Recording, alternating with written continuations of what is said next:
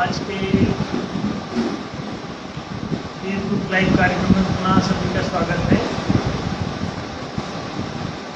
हम लोग न्याय स्थापना अभियान का संचालन कर रहे हैं। हम सभी लोग इस बात से परिचित हैं और जानते हैं कि न्याय धर्म सभा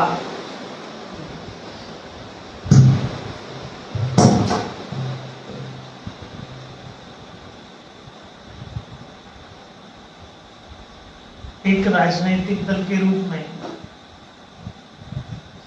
न्याय स्थापना अभियान को आगे बढ़ा रही है। और ये केवल भारत की बात नहीं बल्कि पूरी दुनिया की मानवीय सभ्यताओं को, मानवीय राष्ट्रों को न्याय की आवश्यकता है। न्याय के अभाव में आप सुख, समृद्धि और स्वास्थ्य अर्जित नहीं कर सकते। आपकी स्वस्ति, स्वास्थ्य, स्वराज्य, स्वतंत्रता, स्वाधीनता सब गायब हो जाएगी। वास्तव में न्याय ही स्वतंत्रता है। अगर आपके समाज में, आपके राष्ट्र में न्याय नहीं है तो आप आजाद नहीं होते हैं। केवल 15 अगस्त को स्वतंत्रता दिवस मना लेने से आप स्वतंत्र सिद्ध नहीं होते। ये तो एक तोते को पिंजरे में बंद कर दो और उसको बोलो कि स्वतंत्रता दिवस मनाओ।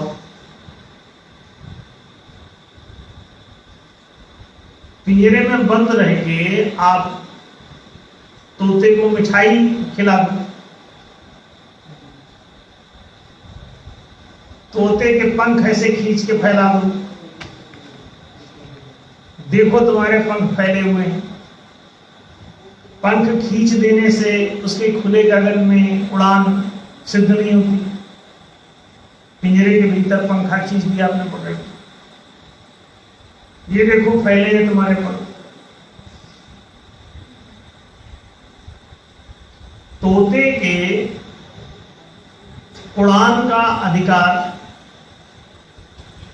उन सीखचों के भीतर सिद्ध नहीं होता। उसमें उड़ के जाएगा कहां? अभी 15 अगस्त आने वाला है, जल्दी। तो निश्चित रूप से आप लोग अभी एक हफ्ते बाद जो है मनाएंगे, मिठाइयां भी बांटेंगे, आजाद होने का अनुभव करेंगे। लेकिन वास्तविकता ये है कि आप आजाद हैं कहां? आपके जनाधिकार आपको प्राप्त नहीं है।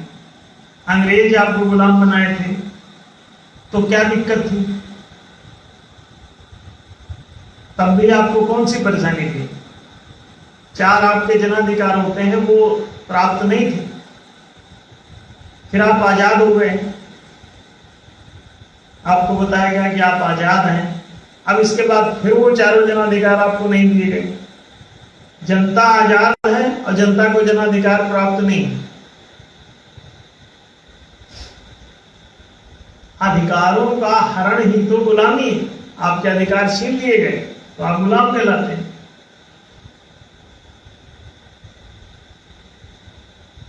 आपको शिक्षा प्राप्ति का अधिकार है, आपको रोजगार प्राप्ति का अधिकार है, आपको आवासीय सुविधाएं प्राप्ति का अधिकार है, आपको चिकित्सा, सुरक्षा, बीमा, बैंकिंग, पेंशन, आश्रय, ये संरक्षण सेवाएं कहलाती हैं मानवीय। तो ये आपको प्राप्त नहीं है।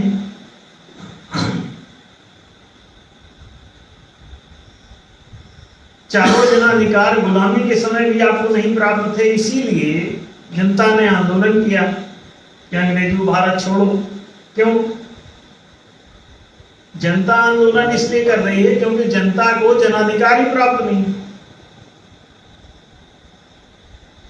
वो चारों अधिकार अपने पास रखते थे अंग्रेज लोग।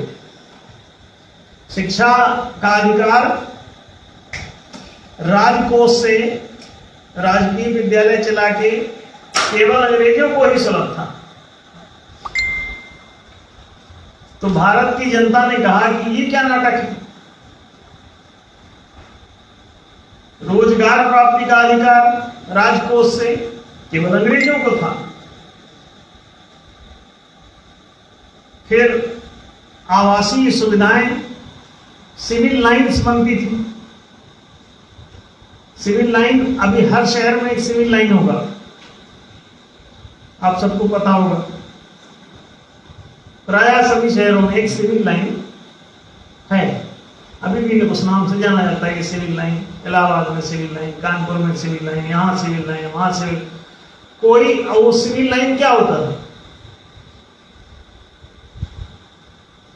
वो सिविल लाइन माने सभ्य लोगों के रहने की जगह। सिविल माने होता सभ्य। तो जहां पे अंग्रेज लोग रहते थे उसको सिविल लाइन कहते थे, और जहां आप लोग रहते थे वो नॉन सिविलियन, असभ्य लोग। तो आपको सभ्यता की श्रेणी में नहीं लिया जाता। देश आपका और आप अपने ही देश में नागरिक नहीं, सिविल ही नहीं है आप। इसीलिए नागरिक शास्त्र को सिविक्स बोलते हैं। क्या बोलते हैं?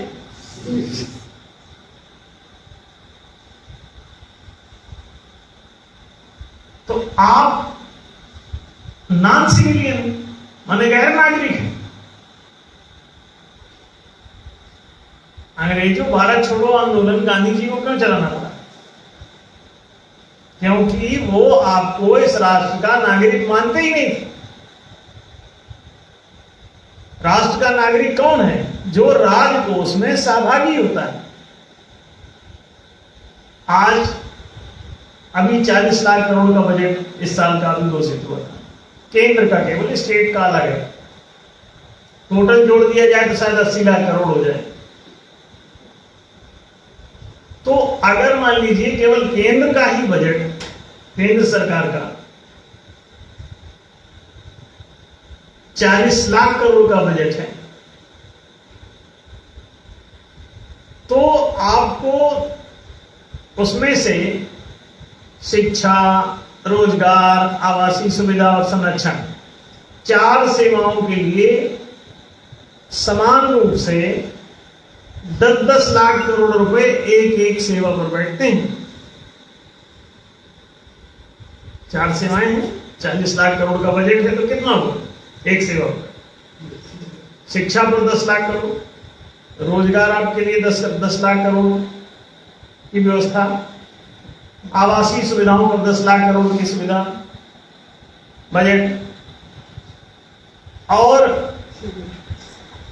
अंत में प्रोटेक्शन माने संरक्षण, चिकित्सा आदि सेवाओं पर 10 लाख करोड़। कितना होगा? 40 लाख करोड़। तो वो पूरे 40 लाख करोड़ रुपए आपकी शिक्षा का पता करिए गूगल करके कि कितना बजट दिया है, आप हतप्रभ रह जाएंगे। आपके रोजगार पर कितना बजट है पता करिए। ना शिक्षा पर कोई खास बजट है, ना रोजगार पर कोई बजट है। रोजगार को तो मानते ही नहीं थे कि आपका अधिकार। शिक्षा का भी अधिकार आपको संवैधानिक रूप से नहीं है। अभी 2009 में शिक्षा अधिकार विधेयक कपिल सिब्बल जब शिक्षा मंत्री थे, अब शिक्षा मंत्रालय का नाम भी शिक्षा मंत्रालय नहीं है, पता है क्या? ह्यूमन रिसोर्स मिनिस्ट्री, मानव संसाधन विकास। आप लोग संसाधन हैं,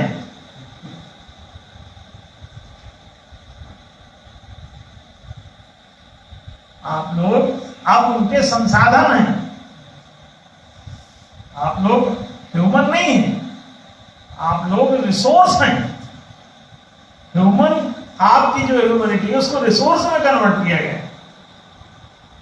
तो ह्यूमन रिसोर्स डेवलपमेंट, रिसोर्स के रूप में आपका विकास कर रहे हैं, ह्यूमन के रूप में नहीं।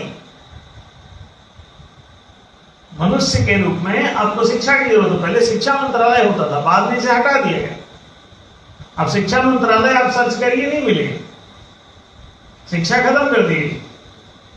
अब उनको रिसोर्स कौन आपको मानता है? जैसे कि बैल किसान का रिसोर्स है, जमीन किसान की रिसोर्स है, दुकान बढ़िया की रिसोर्स है। तो जैसे कि बैल किसी किसान का रिसोर्स है, रिसोर्स माने संसाधन, जिसके जरिए आप कमाई कर सकते हैं, उसको रिसोर्स माना जाता है। तो वो कौन लोग हैं जो आपको रिसोर्स अपना मानते हैं और आपके जरिए मतलब वो कुछ उपार्जित करना चाहते हैं अपने लिए? जैसे किसान अपने लिए खेती फसल उगाता है बैलों के द्वारा, उसी तरह से आपके द्वारा वो अपने लिए माल तैयार कर रहे हैं, तो आपको रिसोर्स के रूप में वो मानते हैं। Human is resource for them. तो अब आप एक रिसोर्स के रूप में, संसाधन के रूप में मानने हैं, अब आप विद्यार्थी के रूप में मानने हैं। तो आपको अब वो चीजें सिखाएंगे, पढ़ाएंगे जो रिसोर्स के रूप में आप ढल सके, मनुष्य के रूप में आप विकसित हो सकें। ऐसा नहीं, रिसोर्स के रूप में आप प्रयुक्त हो सके। जैसे बैलों को खेत जोतना सिखाना, कौन सा प्रशिक्षण देना? खेत जोतने का, ताकि वो खेत जोत सके। बैलगाड़ी खींचने का, ताकि वो बैलगाड़ी खींच सके। गाड़ी खींचेगा जब बैल, तो उससे कुछ फायदा होगा उसके मालिक को, बैल को नहीं। रिसोर्स को थोड़ी फायदा होगा, बैल रिसोर्स है। तो जो फसल हुई है तो बैल के घर जाएगी क्या? तो मालिक अपने बखारी में रखे। रिसोर्स उसे जिंदा रहने के लिए जो थोड़ा बहुत दाना चारा जितना जीवित रह जाए उसके लिए वो देगा। और ऐसा थोड़ी ना है कि बैंक बैलेंस बढ़ा देगा बैल का कि 10 बोरा गेहूं बेचे हैं जो तुम अपने खाते में जमा कर लो, बैल देवता। तो ऐसा नहीं।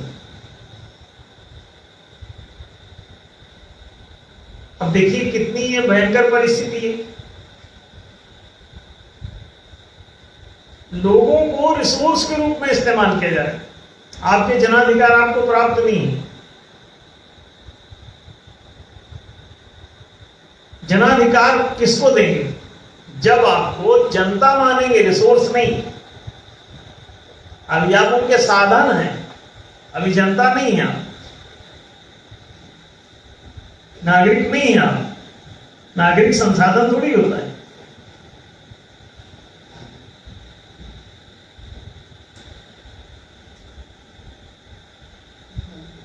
कोई बाप अपने बच्चों को संसाधन मानता है कि बच्चे मानता है? संसाधन मानेगा तो उनकी किडनी बेच देगा, कभी आंख बेच देगा, कभी जो अंग उपयोगी है, कीमती है, वो सब बेच देगा, तो वे संसाधन है। और बच्चा मानता है तो अगर उसकी आंख खराब हो जाए तो अपनी आंख तक उसको लगवा सकता है वो।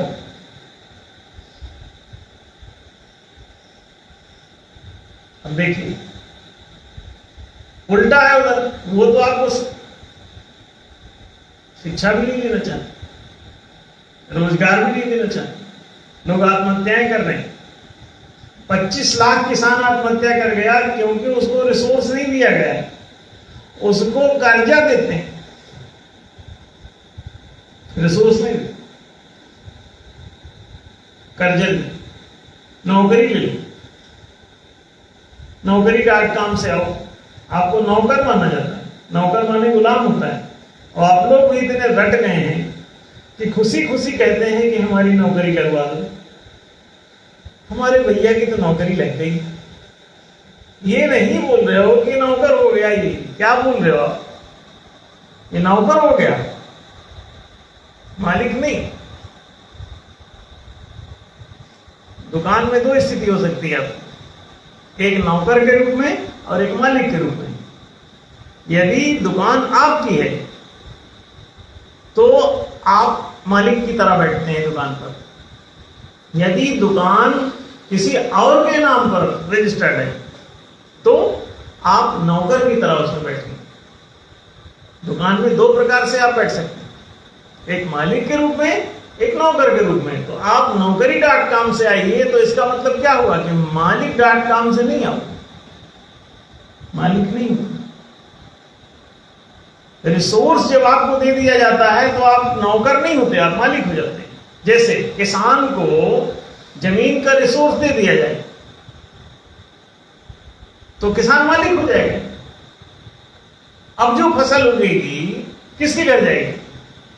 मालिक, किसान के घर। अगर वो जमीन का मालिक कोई और है, कोई तथाकथित जमींदार, अब जो उसमें किसानी कर रहा होगा, जब फसल उगेगी तो किसके घर जाएगी? वो जमीन का जो ओनर है, मालिक है, उसके घर जाएगी। माने रिसोर्स जमीन है यहां पर। तो अगर जमीन का मालिक कोई और है तो उसके द्वारा होने वाला उत्पादन वो उस मालिक के पास जाएगा। ये बात आप समझ रहे हैं? आपको मालिक अगर बनना है तो आपको आजादी का आंदोलन चलाना पड़ेगा। आप मालिक बने या गुलाम बने ये आपके ऊपर है। अभी आप नौकर, गुलाम, दास ये होते हैं, स्वामी नहीं होते, मालिक नहीं होते। लोग नौकर होते हैं। जैसे अभी आप लोग बहुत सारे लोग शिक्षक होंगे तो आप अपने को क्या मानते हैं? नौकरी, सरकारी नौकरी में है ना। लोग बताते भी हैं कि उनकी तो नौकरी लग गई, बोलते हैं ना भाई इनकी तो सरकारी नौकरी, माने सरकारी नौकर है, मतलब आप सरकारी मालिक नहीं है, नहीं सिद्ध हुआ। तो फिर मालिक कौन है?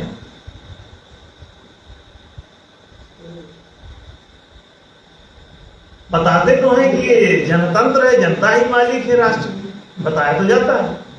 तो जनता ही जो मालिक है तो आप जनता नहीं, आप भी तो जनता होंगे देश की। इससे क्या सिद्ध हुआ कि वो आपको मिल्कियत नहीं दिए हुए हैं, और जो गुलाम है वो आजादी का मिठाई बांट रहा है। देखो अब झंडा भी उठाएगा 15 अगस्त, और सबसे ज्यादा झंडा मास्टर लोग फहरवाते हैं, बल्कि ना फहरवाए तो कानूनी कार्रवाई हो जाए, नोटिस आ जाएगा। ना करके देखिए स्कूल में एक बार, ना नोटिस आ जाए तो बता ना, सस्पेंड तक हो सकते हैं। इससे क्या सिद्ध हुआ कि अंग्रेजों के जाने के बाद भी गुलामी कायम रह गई। आप मालिक तब भी नहीं बन पाए, मिल्कियत नहीं दी गई और कहा गया आप आजाद हुए। अरे भाई, जो मालिक है वो आजाद होता है, गुलाम कैसे आजाद होगा? नौकर कैसे आजाद होगा? दास को कैसी आजादी? स्वामी को आजादी। स्वामी तो आपको प्राप्त नहीं हुआ। स्वामी कौन है? राजकोष जिसका है।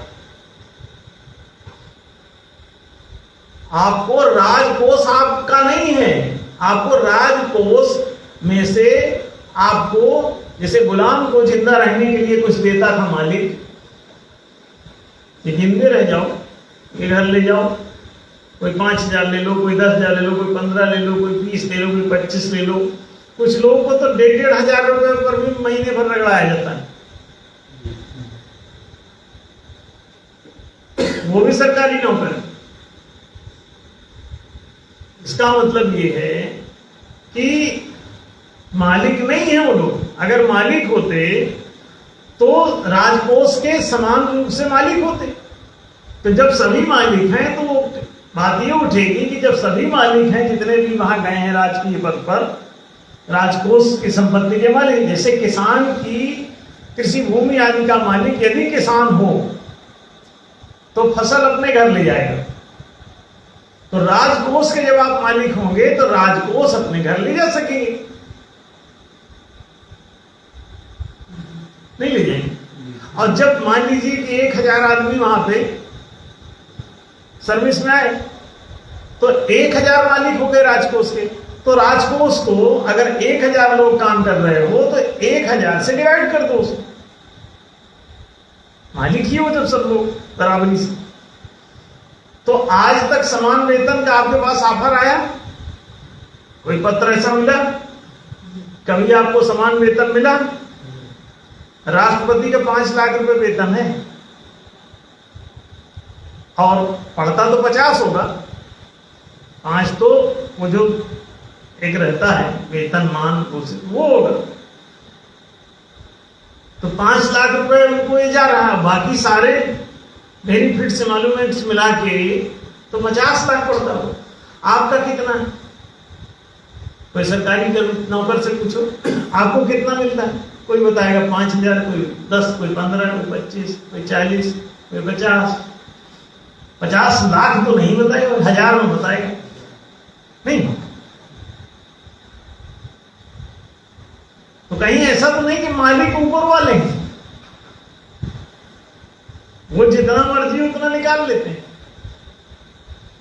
और बाकी सब नौकर माने जाते हैं। उनको थोड़ी थोड़ी चटनी ऐसी चढ़ा दी जाती, थोड़ा एक चम्मच शहद उठाया, सबके मुंह में ऐसे ऐसे थोड़ा थोड़ा लगाया, उन्होंने जीभ से चाटा ऊँट तो बोले मीठा तो है, टेस्टी तो है भाई, और आज तो मजा आ गया, शहद अच्छी थी। फिर उन्होंने पूछा कि आपने कल शहद खाया था ना? आप बोले हाँ हाँ बिल्कुल। अब वो लोग बढ़िया अपना 5-5 किलो का डब्बा लिए शहद का बैठे और अपना खा रहे हैं, और आपको आपसे पूछे कि आपने भी शहद खाया? बोले हाँ हाँ शहद तो हमने, और वो ऐसे चम्मच चटा दिया है। और कई लोगों को तो चम्मच चाटते चाटते खत्म हो, तो ऐसे सुंघा दिया, थोड़ा सा कुछ खुशबू आ गई। ऐसे भी कई नौकर सरकारी जिनको सिर्फ चम्मच ही सुंघाया है, अंत में जब बाकी चट गई है जो चम्मच ही बचा है, इसी में फ्लेवर होगा, थोड़ा सा देखो, हल्की से एक जीभ लगाओ, कुछ तो आएगा अंश। लगाया लोगों ने, कहें हाँ खुशबू थोड़ी सी आई, तो चम्मच में कुछ था फ्लेवर, तो बस प्राप्त हुआ ना? बोले हाँ हाँ फ्लेवर तो प्राप्त हुआ। तो फ्लेवर आपको दे दिया जाता है और बाकी पेवर माल जो है अपने पास रखते हैं।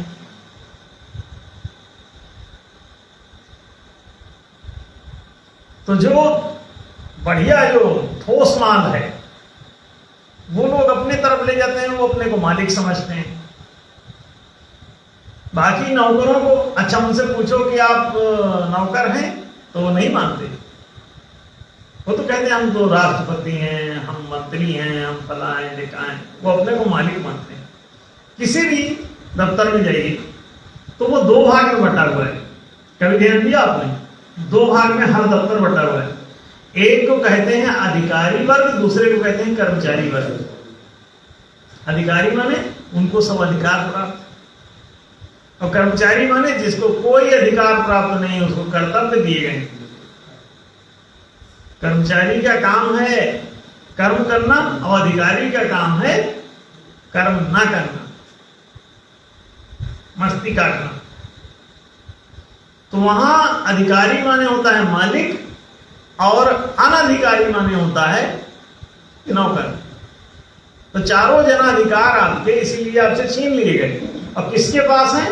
वही 1 से 5% आदमी के पास। अंग्रेजों के टाइम पे भी थे, मुगलों के टाइम पे भी थे, हिंदू राजाओं के टाइम पे थे, और आज लोकतांत्रिक ये जो तथाकथित राजा नेता चुन के आप भेजते हो, इनके टाइम पर भी 5% आदमियों के पास ही है वो चारों जनाधिकार।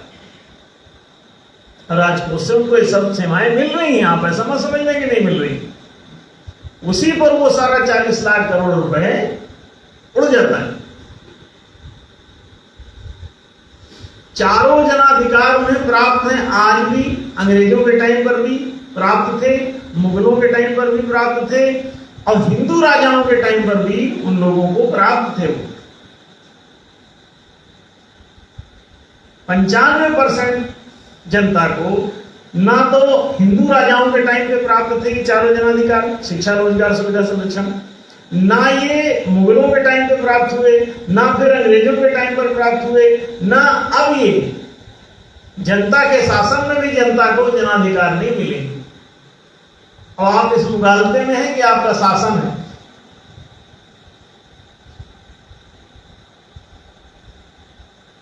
एक बंदर को बताया कि केले का बागान तुम्हारा है, बाकी ये है कि केला कटने के बाद हमारी बखारी हो जाएगा। अब बंदर पूरी दुनिया में ये प्रचार करता फिर रहा, खुश है, इस डाली से उस डाली कूद रहा है। क्या? किस बगीचे का मालिक बंदर है, और बंदर अब जो है अब मालिक हो गया है, गुलाम नहीं। बंदर इस मुगालते में मिठाई भी बांट रहा है चारों तरफ, झंडा भी लेके सुबह प्रभात फेरी पे निकल पड़ता है। हम आजाद हैं, हम आजाद हैं, खुश है। सुबह से ही गाना गाना चालू कर देता है, हम आजाद हैं। उसको बता दिया गया है कि अब तुम आजाद हो, तुम अंदर मान गए कि वो आजाद है। चारों जनाधिकार की ही लड़ाई है।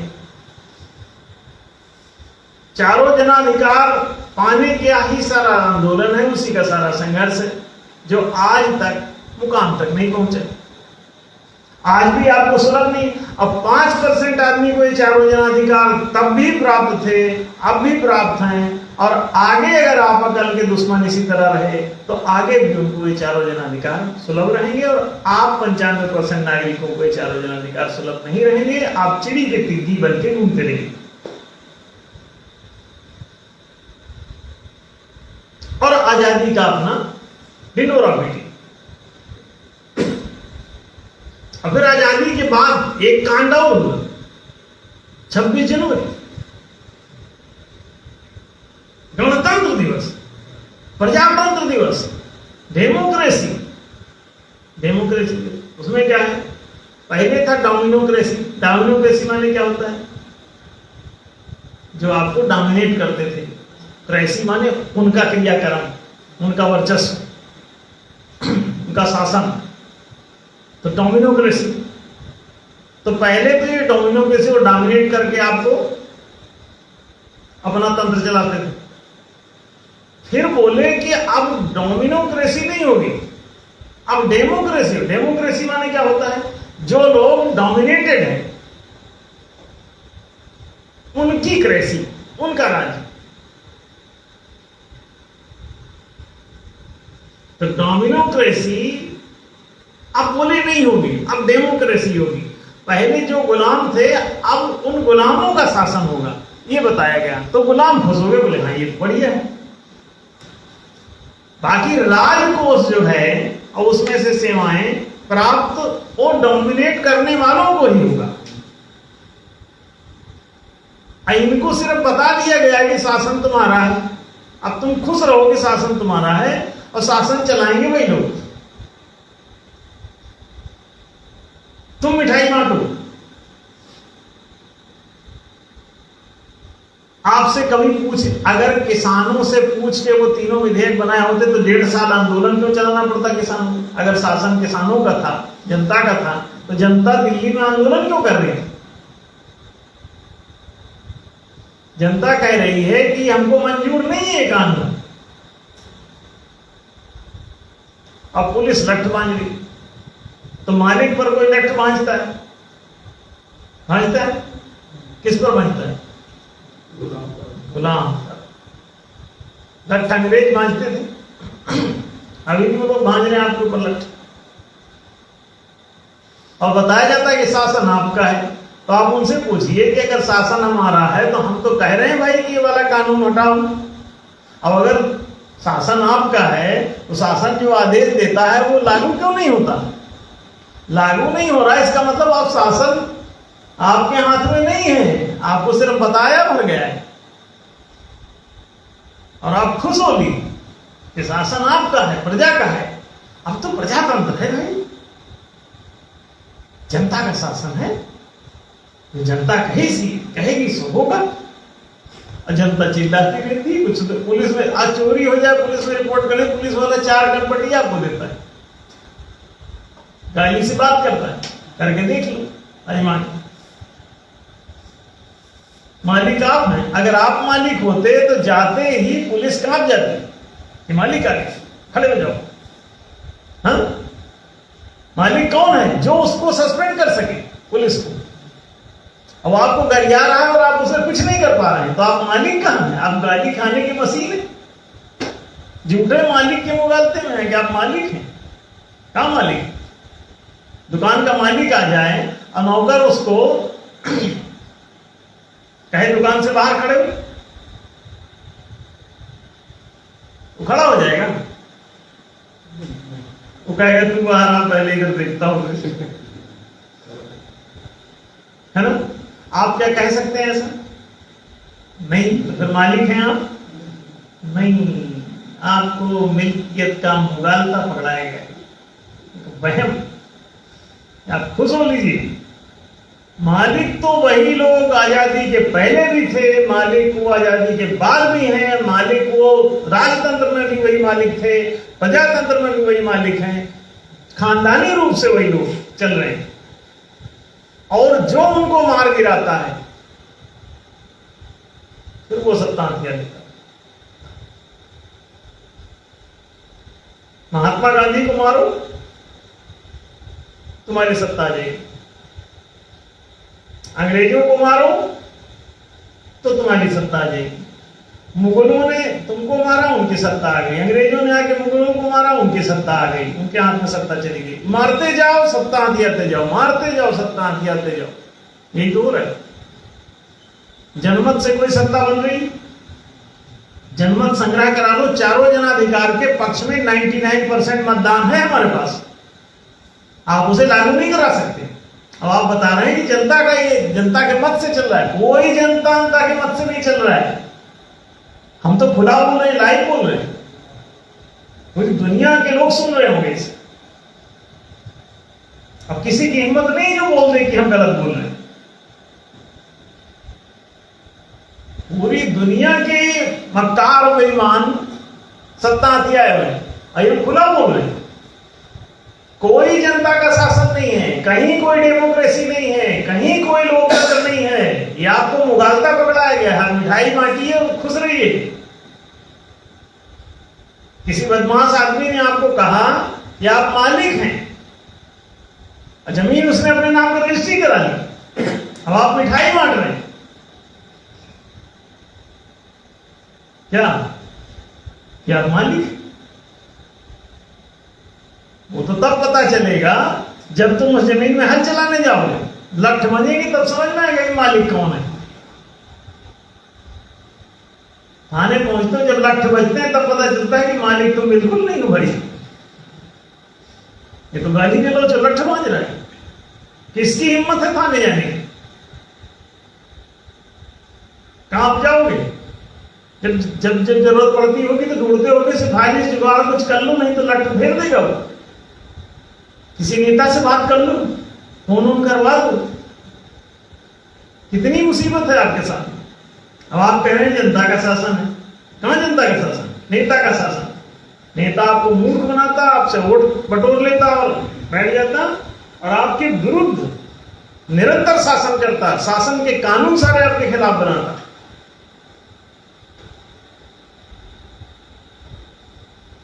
हमने आपको बताया आरबीआई ने रेपो रेट लगाए, आप नहीं हटवा सकते, और सीधे सीधे आपका शोषण है। आपकी जमीन को लिक्विडाइज किया जाता है, आपके सोने को लिक्विडाइज करके उसे जारी किया जाता है मुद्रा के रूप में। मियां का जूता मियां का सर।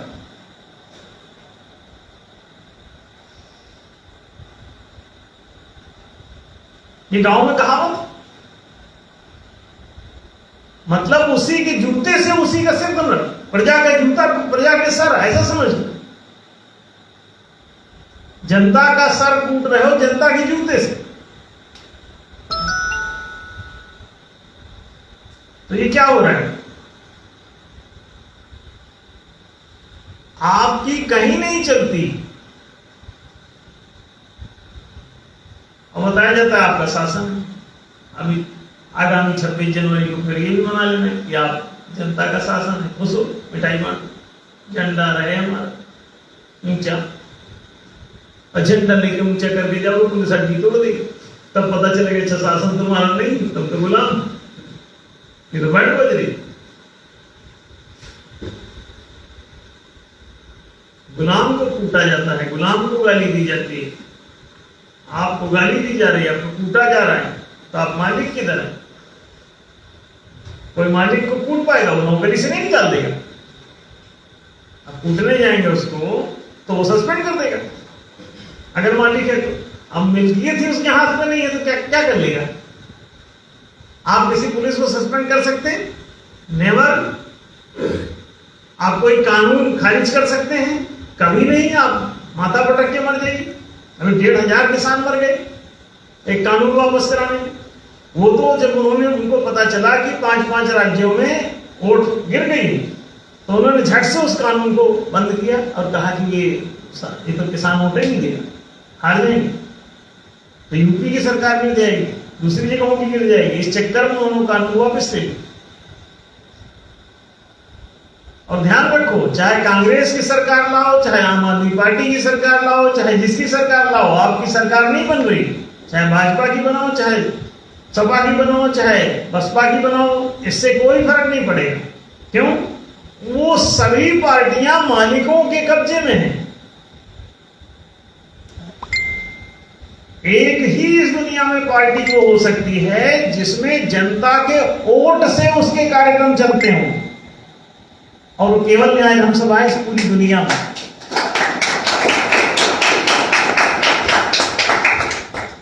एक ही पार्टी है पूरी दुनिया में, केवल भारत की बात नहीं हो रही।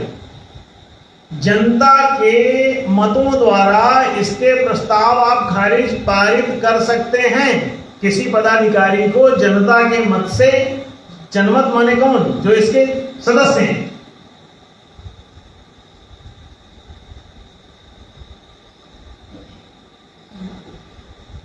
जो कोई भी इसका सदस्य है,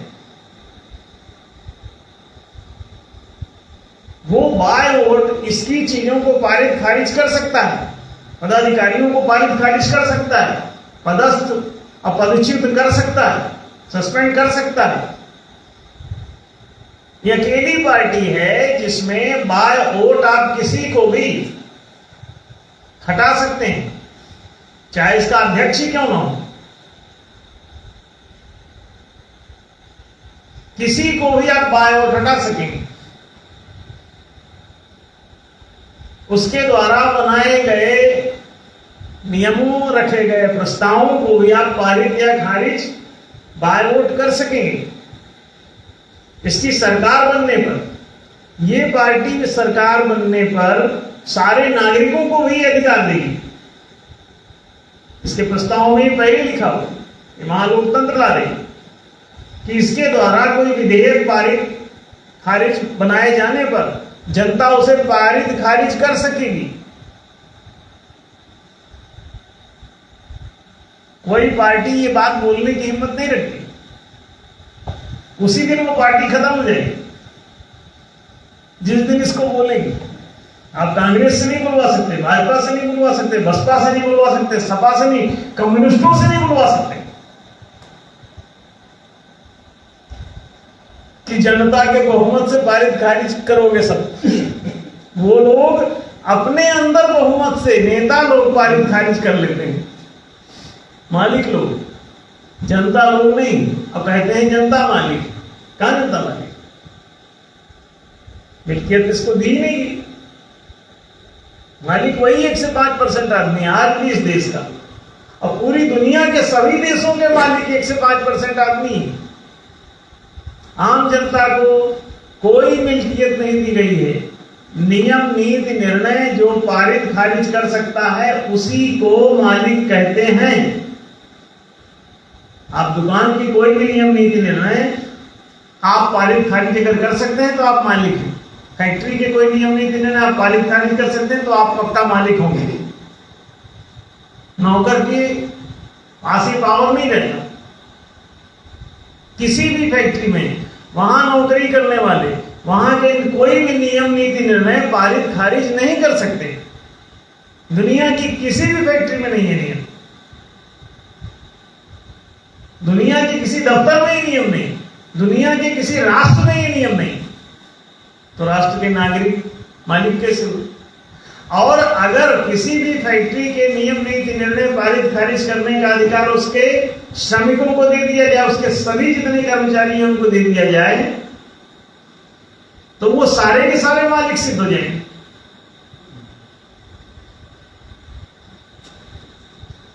ये बात आप समझ लें। कोई नियम नीति निर्णय जो पारित खारिज कर सकता है वही केवल आजाद होता है, वही केवल मालिक होता है। ये बात आपको थोड़ा बारीक है, थोड़ा बुद्धि इसमें ज्यादा यूज करेंगे तो समझ में आएगा। अब अपने घर के कोई भी नियम नीति निर्णय अगर पारित खारिज कर सकते हैं, कैंसिल कर सकते हैं, लागू कर सकते हैं कि घर में साइकिल कहाँ खड़ी करनी है, साइकिल खरीदनी है कि बेचनी है, अगर आपका काम करता है निर्णय तो आप मालिक होंगे घर में। और आप न साइकिल खरीद बेच सकते हैं, न घर का सामान इधर उधर रखवा सकते हैं, तो फिर आप घर में क्या हैं? नौकर ही होंगे। नौकर ने उठा के ये सामान यहाँ रख दिया तो आप मालिक आया, उसने कहा यहाँ कहाँ रख दिया, उठाओ इसको इधर रखो, तो उसको रखना पड़ता है इधर, क्योंकि मालिक जो कहेगा वही करना। सारी नीतियां बदल देगा। तो मालिक कौन? जो कोई भी नियम नीति निर्णय अलग पलट कर सके, पारित खारिज कर सके, अदल बदल कर सके, वही केवल मालिक होगा। बाकी लोग मालिक नहीं होते। तो जनता मालिक है क्या किसी भी देश में? आज कर पा रही है पारित खारिज, उलट पलट अदल बदल नियम नीति निर्णय का कुछ भी कर पा रही है? नहीं नहीं नहीं। तो इसका मतलब मालिक भी नहीं नहीं नहीं, गुलाम। Yes yes yes. तो ये गुलाम ही हैं। आप आजादी का 15 अगस्त मना रहे। देखिए अभी 15 अगस्त को फिर बात करेंगे हम, इस पर ज्यादा डिटेल। फिलहाल थोड़ा बताया आपको। आज तो अभी 7 ही तारीख है, अभी एक हफ्ता और है।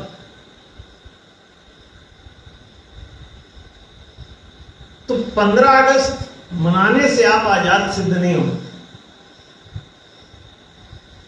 और इसीलिए कोई भी आर्थिक नियम नीति निर्णय वही लोग पारित खारिज कर रहे हैं। इसी संबंध में आज का एक प्रश्न पूछा गया है। क्या? बंधु जी ने पूछा जबलपुर से। लिखते हैं कि आजकल देश विदेश में महंगाई की चर्चा हो रही है, वस्तुओं के मूल्य में वृद्धि हो रही है, सरकारों को उपाय नहीं सूझ रहा है, क्या करें? आरबीआई गवर्नर बढ़ती महंगाई को नियंत्रण में लाने के लिए रेपो रेट में बढ़ोतरी कर रहे हैं। रेपो रेट मुद्रा पर ब्याज होता है। न्याय धर्म सभा के आर्थिक न्यायशील प्रस्तावों से इस महंगाई को कैसे नियंत्रित किया जा सकता है, कोई उपाय है एनडीएस के प्रस्ताव में? जी, कोई भी न्याय प्रस्ताव न्याय ही प्रतिष्ठित करता है। अन्याय क्या है? आपने 200 रुपए का काम किया, मतलब आपने जो कोई काम किया उसमें से जो वर्क प्रोडक्ट हुआ वो मान लीजिए कि 200 रुपए का बिका, तो आपने कितने का काम किया? 200 रुपए। अगर वो 500 रुपए का प्रोडक्ट हुआ तो आपकी मेहनताना कितनी हुई? 500 रुपए। अगर आपने 1000 रुपए का प्रोडक्ट मेहनत किया तो आपकी मेहनताना कितनी हुई? 1000 रुपए। आपने 5000 रुपए का मेहनत किया, जो प्रोडक्शन आया वो 5000 रुपए का हुआ, और आपको दिए गए 50 रुपए, तो उसमें से 4950 रुपए कहां गए? इसी को समझ जाओगे तो पता चलेगा महंगाई सस्ताई क्या होता है। अब आपकी वास्तव में मान लीजिए एक दिन में काम करते हैं और 5000 रुपए का वर्क प्रोडक्ट आपका होता है, लेकिन आपको मिलता 50 रुपए से 500 रुपए के बीच में है, मान लीजिए मजदूरी। तो आपकी जो क्रय शक्ति है, मतलब वास्तविक जो आय है, वो तो 5000 रुपए हुई, लेकिन मिला कितना? मिला मुश्किल से आपको 500 रुपए। कुछ लोग तो 50 ही देते, 5000 का काम करने पर 50 रुपए आपको देते हैं या 500 रुपए देते हैं। कुछ 150 दे देते हैं, कुछ 200 भी दे देते हैं, कुछ 250, कुछ 300, कुछ 400, कुछ 500, ऐसे चल रहा है दुनिया में। तो एक कोई भी वर्कर जिसने 5000 रुपए का काम किया, उसको दिन भर के परिश्रम से जो प्रोडक्ट आया वो 5000 रुपए का हुआ, तो उसको 5000 रुपए देने के बजाय अगर उसको मिल रहा है मान लीजिए 500 रुपए, तो उसको 4500 रुपए उसके खाते में कम हो जाएंगे। वास्तविक इनकम कितनी होनी चाहिए थी? 5000 उसकी, लेकिन उसको मिला 500, तो 4500 रुपए तो माइनस हो गए ना उसके, 4500 रुपए कम हो गए। 500 मिले 5000 के बदले। तो आपकी बाजार में जो क्रय शक्ति होगी वो 4500 रुपए से कमजोर हो गई, क्योंकि 4500 रुपए आपके गायब है। तो जब आप बाजार में पहुंचेंगे तो आपको चीजें महंगी अनुभव होंगी, महंगी होंगी नहीं, आपको महंगी अनुभव होंगी, क्योंकि जेब में आपके 5000 रुपए की जगह 500 रुपए पड़े हैं। तो आपको कैसा लगेगा? किसी ने कहा कि ये चीज जो है ये 600 रुपए किलो है, तो आप कहेंगे यार महंगी है, ये तो पूरे 500 चले जाएंगे। अब 5000 रुपए आपके जेब में होते, वो कहता कि 600 रुपए किलो है ये चीज, तो आप कहते कि हाँ कोई बात नहीं, दे दो 1 किलो पे 2 किलो दे दो। अब 500 आपके जेब में है तो आप कहेंगे भाई ये तो भाई महंगा है, भाई 600 महंगा है। क्या महंगा है वास्तव में? नहीं, आपकी क्रय शक्ति कमजोर है, खरीदने का जो ताकत है वो कम है, पैसा कम है जेब में, तो आपको महंगा लग रहा है। दूसरे लोग तो 2200 रुपए किलो का काजू लेके आए और बोले सस्ता ही है, काजू सस्ते चल रहे हैं। उधर तो कोई बता रहा था कि 4500 रुपए किलो मिल रहा है। और यहाँ तो इस मार्केट में 2200 सस्ते हैं काजू भाई, हाँ, उसको सस्ता लग रहा है।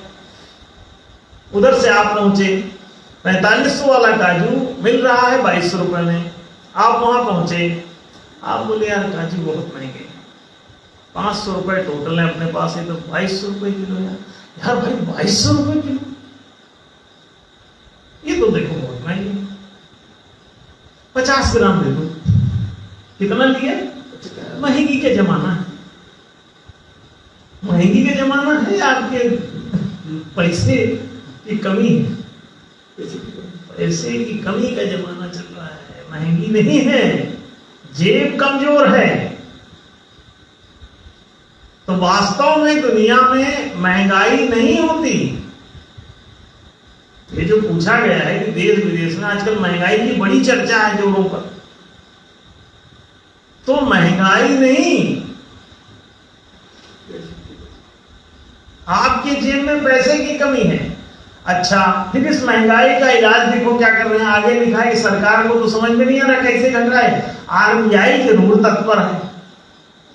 आरबीआई का कहना यह है कि लोगों की क्रय शक्ति, लोगों के पास हाथ में पैसा बढ़ गया है, इसलिए ज्यादा पैसा देके खरीदने लग गए हैं, तो इसलिए चीजों के रेट बढ़ गए हैं। ये तर्क आपको कुछ समझ में आया? क्या ज्यादा पैसा देने से, एक आदमी आया बाजार में, उसने कहा कि हम 50 रुपए लीटर वाला दूध है, हम उसको 500 रुपए दे देंगे, तो क्या बाजार में दूध का रेट बढ़ जाएगा? पहली चीज तो चाहे कितना इसके पास पैसा होगा, ये देगा 50। अब कोई भी बड़ा आदमी आज तक हमको ऐसा नहीं मिला जो 50 वाले को 500 रुपए देने के लिए तैयार बैठा हो। आप हमको कोई मिलवा दो, अमिताभ बच्चन, सचिन तेंदुलकर, जो भी, महेंद्र सिंह धोनी, कोई बड़े नेताजी, हाँ, अटल जी, आडवाणी जी, कभी दिए हैं? एक डॉक्टर साहब लोग तो उसमें 50 में भी कहते हैं कि भाई हम समाज सेवी हैं, 5 रुपए और डिस्काउंट करो। ये तो और डिस्काउंट के चक्कर में, जबकि इनको पैसे की कोई कमी नहीं।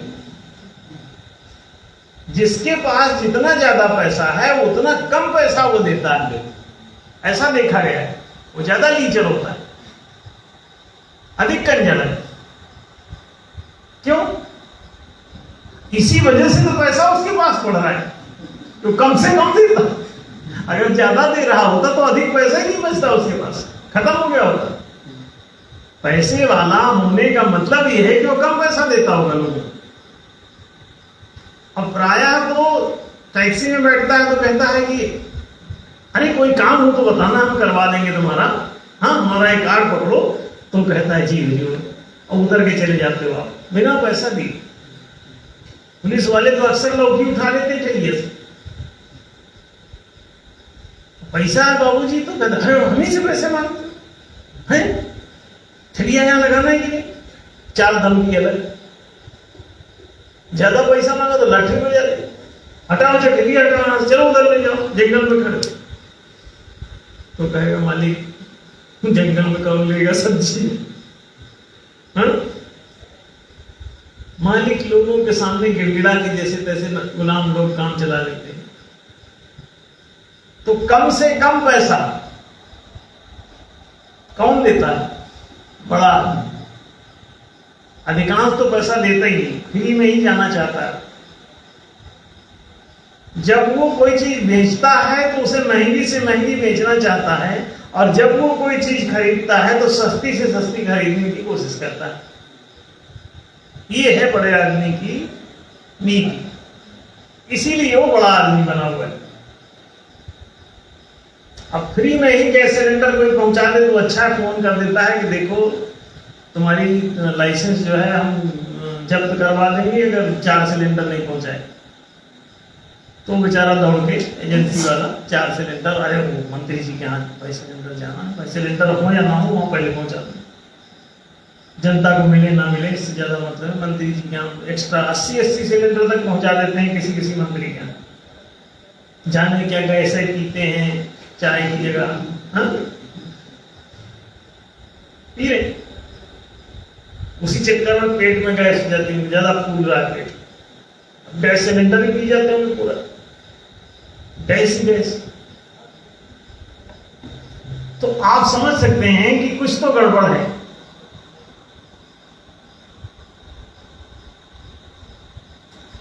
मालिक आप नहीं बचे, 5,000 का काम करते हैं और आपको 500 रुपए में छुट्टी दे दी जाती है। इस समय एवरेज न्यूनतम आप लोग जो भी कहीं काम कर रहे हो, कोई भी लेबर क्लास कुछ भी जहां भी काम कर रहे हैं, तो 5,000 रुपए का वर्क प्रोडक्ट है इस समय। लेकिन देश की आर्थिक नीति क्या है कि वो ज्यादा से ज्यादा आपको 500 रुपए देगा। तो आपकी क्रय शक्ति लगातार वो कमजोर कर रहे हैं, रोज कमजोर कर रहे हैं, रोज आपको 4500 रुपए मार रहे हैं। तो आपकी जेब कमजोर कर रहे हैं कि नहीं रोज? तो बाजार में चीजें आपको महंगी लगेंगी कि नहीं लगेंगी? लगेंगी ना। आप 2200 रुपए किलो वाला काजू खरीद नहीं पाएंगे, महंगा लगेगा। अब अगर 5,000 रुपए आए होते तो आप कहते हैं हाँ दे दो 2 किलो दे दो, चलो आज एक काजू ही खाएंगे भाई सब लोग, 2 किलो दे दो। महीने में जाते तो कहते 10 किलो दे दो। 5,000 रुपये बहुत ज्यादा, 5 नहीं 1.5 लाख रुपए बैठते। तो अगर 1.5 लाख में से आप 10,000 का काजू उठा लाओगे तो भी आपको सस्ता ही लगेगा। हम 1,40,000 और दूसरे खर्चे में चल जाएगा। हाँ सब बढ़िया है, कोई दिक्कत नहीं, कोई महंगा कुछ होता नहीं। कहाँ महंगा? मात्र 10,000, मात्र 10,000। अब जिसको मिल ही तनख्वाह रही हो 2,000 और उसको 10,000 रुपए, वो कहेगा अरे भाई 10,000 रुपए लग जाएंगे काजू पे, और फिर तो बहुत महंगा है भाई। महंगा नहीं है, आपकी मजदूरी की दर गिरा रखी है उन्होंने। आप समझिए इसे। न्यूनतम पेमेंट पर आपको टिका रखा है। ये तो आप धरना आंदोलन कर करके मास्टर लोगों ने और अपनी तनख्वाह बढ़वा ली सरकारी कर्मचारियों ने। नहीं तो अभी जो 80,000 रुपए पे कर रहे हैं, 8,000 रुपए का टीचर उपलब्ध है, इसीलिए इसको प्राइवेटाइज करने जा रहे हैं कि सबकी तनख्वाह खत्म करो, सब 8,000 रुपए में अपने आप आवेदन लगा के बैठेंगे और टीचर जो 80,000 दे रहे हो क्यों टाइम खराब कर रहे हो उनके पीछे। सरकारी कर्मचारियों का इसीलिए हर डिपार्टमेंट का निजीकरण किया जा रहा है, बैंकों का, विद्यालयों का, हॉस्पिटलों का, सब रेलवेज का, सभी बीमा कंपनियों का, सब बेच दिया गया है। आप चिंता मत करिए, अब आप सब अभी प्राइवेट मालिकों के गुलाम होंगे। सरकारीकरण समाप्त हो गया है।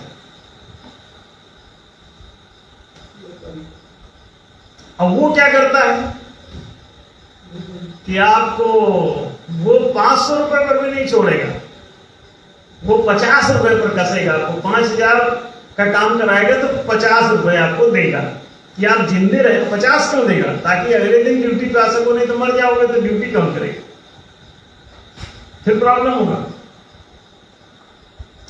तो ये समझना होगा कि कहीं हम लोगों की क्रय शक्ति को लूटा जा रहा है। हम लोग सोचते चीजें महंगी हो गई, चीजें महंगी नहीं है। और आरबीआई आपकी इस क्रय शक्ति को और घटाता है, कहता है कि थोड़ा पैसा जो इनके पास गया है, रेपो रेट लगा दो, ब्याज लगा दो तो पैसा और भी कम जाएगा। मतलब पूंजी महंगी हो जाएगी तो ये लोग अपना उद्यम और कम खोलेंगे, तो और अधिक बेरोजगार हो जाएंगे, तो और अधिक श्रमिकों की लाइन लग जाएगी। तो श्रमिकों की लाइन जब अधिक बढ़ जाएगी तो इनका श्रम का मूल्य और गिर जाएगा। जिसकी पूर्ति बढ़ जाती है उसका कीमत गिर जाता है। बाजार में आलू की पूर्ति ज्यादा बढ़ा दो, 10 ट्रक उतार दो, आलू 2 रुपए किलो भी नहीं बिकेगी। तो श्रमिकों की सप्लाई बढ़ जाएगी। अगर उद्यम कम खुलेंगे, पूंजी अगर कम हो जाएगी, रेपो रेट बढ़ाने से बाजार में पूंजी का अभाव हो जाएगा, महंगी हो जाएगी पूंजी, ज्यादा ब्याज लेंगे तो पूंजी लोग लेंगे नहीं वहां से बैंक से। तो इससे क्या होगा कि उद्यम कम खुलेंगे तो बेरोजगारी बढ़ जाएगी, बेरोजगारी जब बढ़ जाएगी तो श्रमिक फालतू एक फैक्ट्री में जहां 1,000 जा रहे थे 10,000 खड़े होंगे, तो और सस्ता श्रमिक मिलेगा। इसका मतलब है जो 5,000 का 500 दे रहे थे अब वो 50 रुपए पर भी मिल जाएगा पर डे। समझ रहे हैं जी।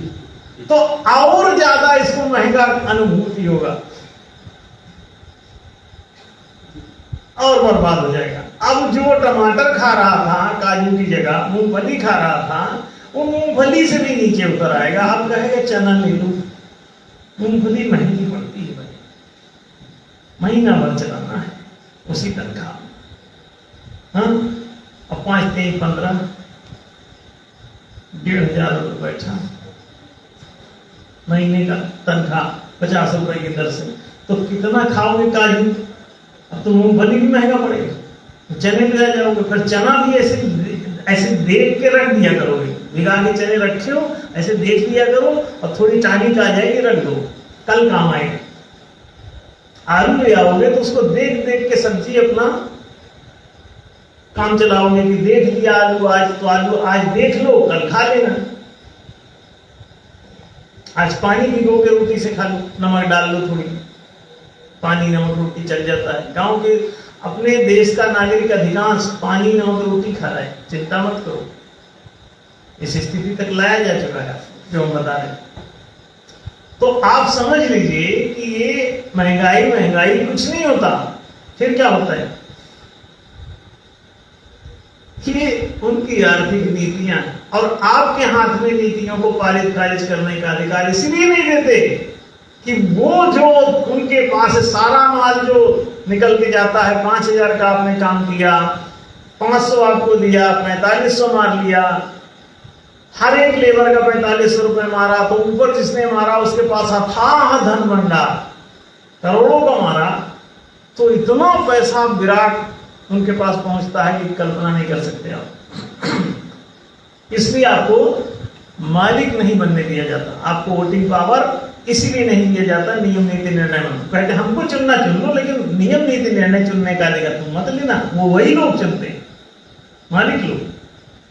ये चक्कर, इसीलिए महालोकतंत्र का प्रस्ताव में 53 नंबर एनडीएस का प्रस्ताव महालोकतंत्र का, ये आते ही सारी मिल्कियत आपके हाथ में होगी।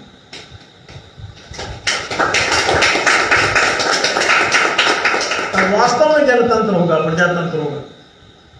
राजा लोग आपके कहे के अनुसार चलेंगे, उनकी गुंडागर्दी सब समाप्त हो जाएगी। पुलिस हाथ जोड़ के नमस्ते करके आपको निकला करेगी, तब लोग ही आपके ठेलिए से नहीं उठा पाएंगे, आप सस्पेंड कर सकेंगे उसे। वीटो पावर और वोटिंग पावर दोनों दे रहे हैं, 12 वोटिंग पावर 12 वीटो। अभी आपके पास एक वोटिंग पावर, केवल मुंडी आप उधर चलो, वो नियम नीति निर्णय वही पारित खारिज करेगा अपना खुद। इस तरह से उसने गुलाम बनाया, आपको बताया कि लोकतंत्र भी कर दिया और आपके हाथ में पावर भी नहीं दिया, पावर अपने हाथ में रखी। ये है चालाकी। जब आप इसे समझ जाएंगे तो इस चालाकी से उबरने के लिए जय एनडीएस जिंदगी भर करेंगे और दूसरों से करवाएंगे। एनडीएस की जीत में न्याय की जीत है, आपकी जीत। अभी जैसे जैसे आप सबको समझ में आएगा, आप इसके अलावा किसी का प्रचार ना कर पाएंगे, अच्छा ही ना लगे, समझ जाएंगे बाकी सब तो गुलामी बने, हजारों साल से ही कर रहे हैं। और जब तक न्याय को नहीं जितवाएंगे तब तक महालोकतंत्र कभी आएगा, आपको मिल्कियत मिलेगी नहीं, गुलामी टूटेगी नहीं। तो आपको गरीब और गुलाम, और नीतियां आर्थिक ऐसी बनाते हैं कि आपका रेपो रेट बढ़ा देंगे, आपका और रोजगार का उद्यमिता और घट जाएगी, बेरोजगारी और बढ़ जाएगी, तो श्रम का दर और गिर जाएगा। जितना श्रम का दर गिर जाएगा उतना ही आप गरीब हो जाएंगे। और गरीब आदमी जो बाजार में जाता है उसे सब कुछ महंगा लगता है, रहता है सामान्य ही रेट सब। वस्तुओं का ना कभी कोई महंगी होती है वस्तु, ना कभी सस्ती होती है। वस्तु की पूर्ति जिस चीज की ज्यादा रहती है तो वो अपने आप उसका रेट गिर जाता है। और जैसे ही टमाटर बाजार में कम हो गया, सीजन ऑफ हो गया, तो अपने आप ही महंगा हो। तो महंगा सस्ता कुछ नहीं होता, वो पूर्ति उसकी अधिक या कम होती रहती है, समझना।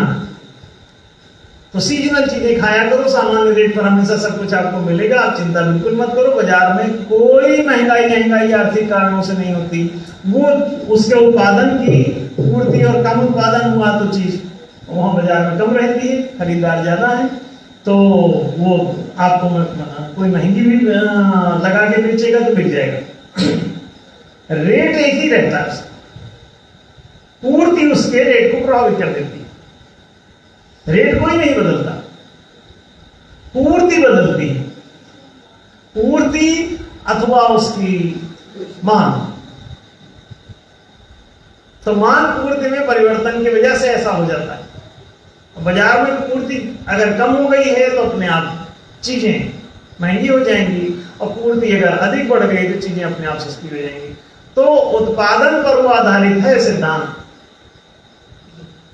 और बाकी आप जो खरीद नहीं पा रहे हैं और कुछ नहीं कर पा रहे हैं, जी नहीं पा रहे हैं, तो उसका मतलब होता है आपकी गरीबी। गरीबी का कारण है ये रेपो रेट, जिसको लगा के और आपको बताते हैं महंगाई घटा रहे हैं। ना वो बदमाशी है, महंगाई उससे आपको गरीबी और बढ़ जाएगी तो आपको और ज्यादा महंगा लगेगा। तो इसे समझ लें तो उद्धार हो जाएगा। और न्याय का जयकारा हमेशा लगाया करें।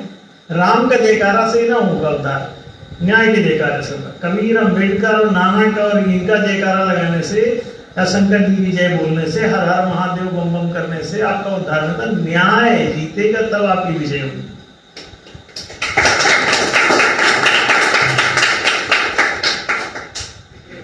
न्याय ही धर्म।